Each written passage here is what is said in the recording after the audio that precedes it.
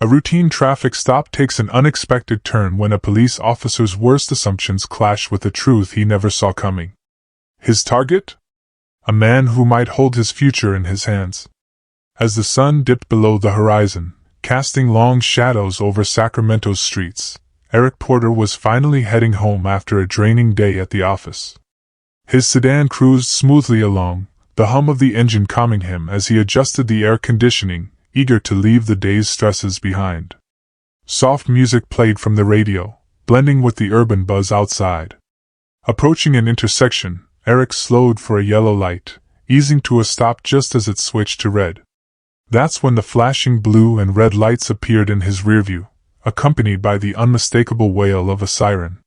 His heart skipped, but his brow furrowed in confusion. Pulling over, he rolled down his window as the police cruiser parked behind him. Officer Bradley Larson stepped out, a man in his mid-30s with a buzz cut and a badge gleaming on his chest. With the swagger of someone who thrived on control, he approached Eric's car, his hand casually resting on his belt. "License and registration," Larson ordered, his voice flat but heavy with authority. Eric calmly reached for his glove compartment, retrieving the documents with a practiced ease. He handed over his driver's license, all while feeling Larson's eyes pierce him, a silent evaluation underway. "Do you know why I pulled you over?" Larson asked, his gaze never leaving Eric. Eric's voice was steady as he answered, "Not entirely sure." "You didn't stop fully at the light," Larson replied, his tone sharpening a little, though doubt flashed in his eyes. Eric nodded, maintaining composure. "I thought I slowed down in time. But I understand." Larson lingered for a moment, studying Eric more closely. This wasn't the typical traffic stop anymore. His posture stiffened, and something shifted in his gaze. He wasn't just focused on a minor infraction now. "You're not from around here, are you?" Larson asked, his voice edged with a growing suspicion. Eric hesitated only for a fraction of a second before replying. "I moved here a few months ago. My address is on the license." But Larson wasn't really paying attention. His line of questioning was more pointed now, his demeanor shifting. "Where were you headed in such a hurry?" "Just going home," Eric replied, his tone calm but with an underlying current of something that made Larson uneasy.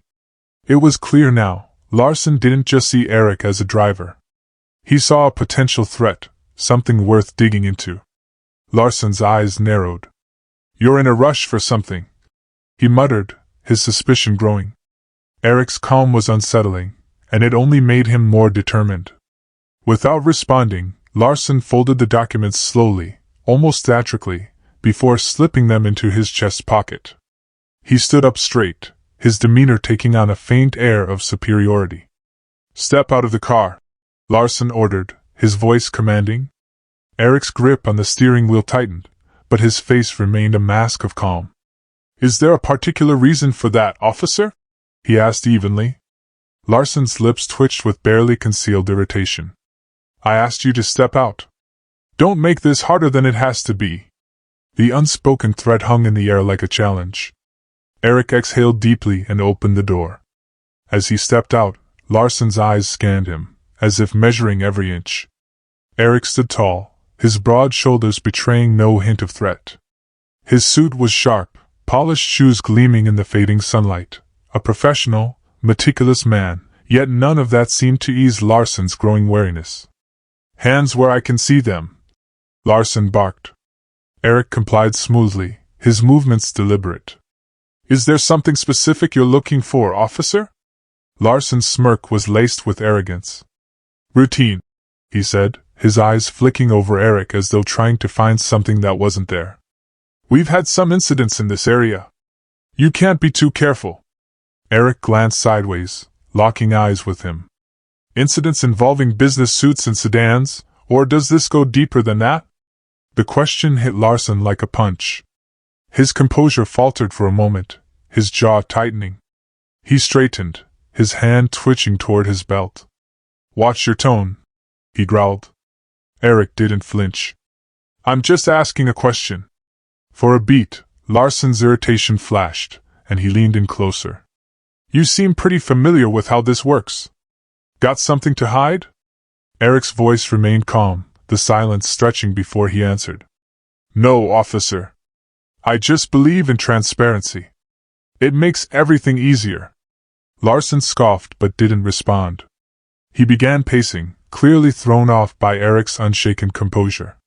The power dynamic was shifting, and Larson didn't like it. You seem confident, Larson muttered, almost to himself. Like you know what's going to happen next. Eric didn't take the bait. Confidence isn't the issue here, officer. Respect is. Larson froze for a second, a flicker of something sharper flashing in his eyes. He opened his mouth to reply but hesitated. The quiet was stretching between them, thick with tension. You seem to think you know the rules, Larson said, his frustration rising. Care to explain why? Eric folded his arms, unfazed. I've had my share of run-ins with law enforcement, he said, his voice cool. Let's just say I've learned a few things. Larson's eyes narrowed, a mixture of suspicion and irritation on his face. So you a lawyer or something? Eric's smile was faint, enigmatic. Or something. The ambiguity in his reply was just enough to irritate Larson even more, but Eric didn't budge. The game was just beginning. Larson moved closer, stepping into Eric's personal space. His voice dropped to a near growl. You think you're smarter than me? Think you can talk your way out of this?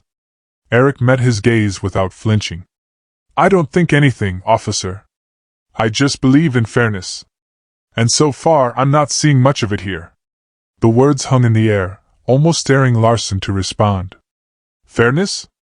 Larson scoffed, then stopped himself, the words lingering like smoke before dissipating. Eric didn't flinch, but a subtle shift in his posture made it clear he'd caught the unspoken weight of Larson's words. People like you always. Larson broke off abruptly, realizing his slip-up. Eric's voice was calm but charged as he repeated. People like me? Larson bristled, taking a step back, as if the weight of what he'd said hit him. You know what I mean, he muttered, though his tone lacked the conviction it had a moment ago. I think I do, Eric replied quietly, his voice no longer passive but sharp as a blade.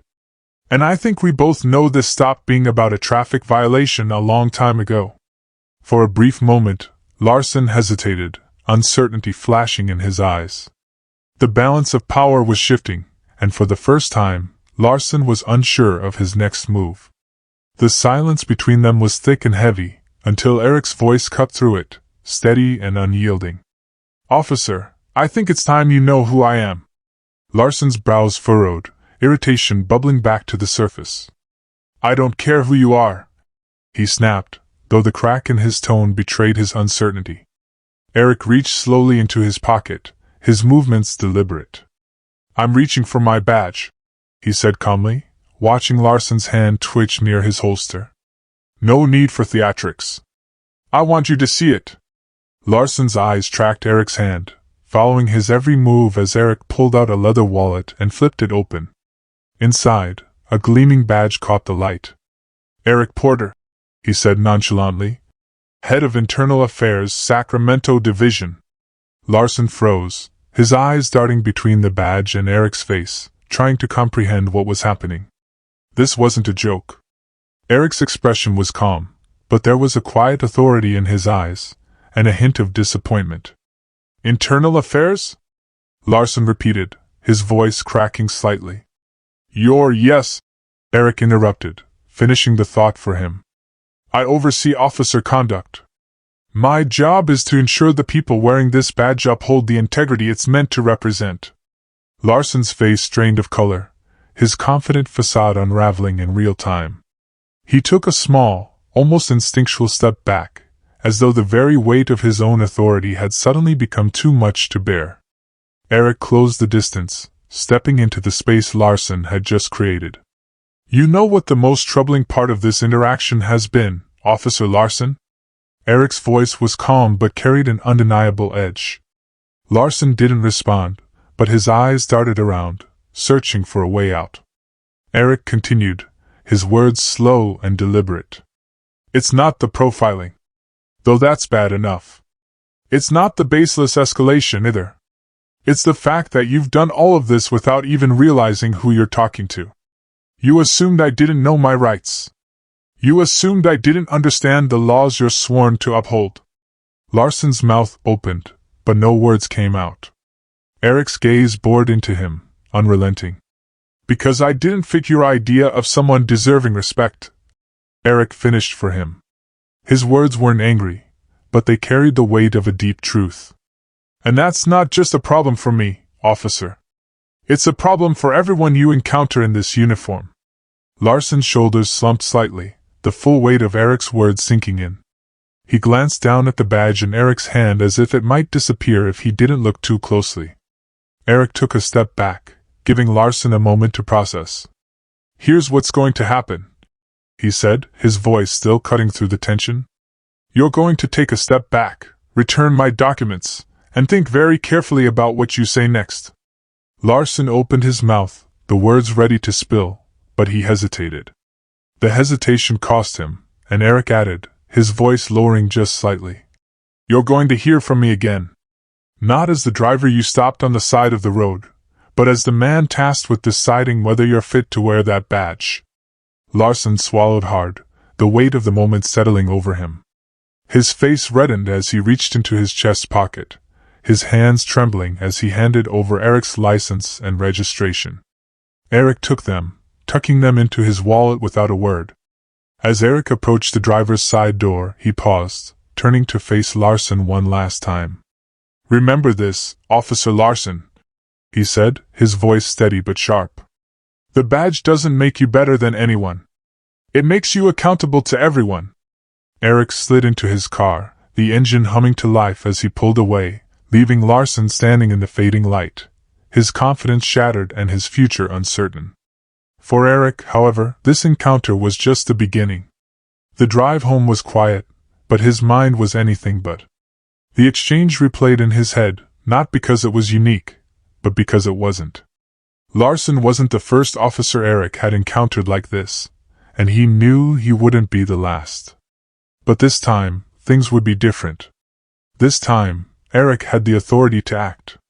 The next morning, Eric sat at his desk in the Internal Affairs Division, the early sunlight casting long shadows across his office.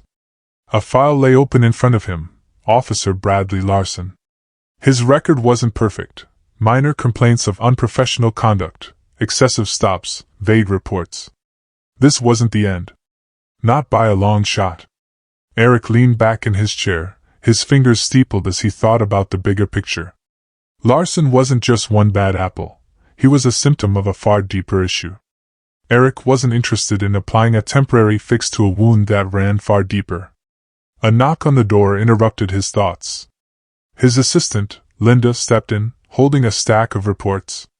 Morning, Mr. Porter. I've got the summary on last month's misconduct cases. Also, Chief Daniels wanted me to remind you about the department review next week. Eric nodded, taking the files from her. Thanks, Linda. Can you also schedule a meeting with Chief Daniels for this afternoon? There's something I need to discuss with him. Linda paused, sensing the weight in his tone. Of course, she said before slipping out of the room. Eric returned his attention to Larson's file, but his mind wasn't on just one officer. This was bigger than Larson. It was about a culture that allowed someone like him to feel justified in his actions.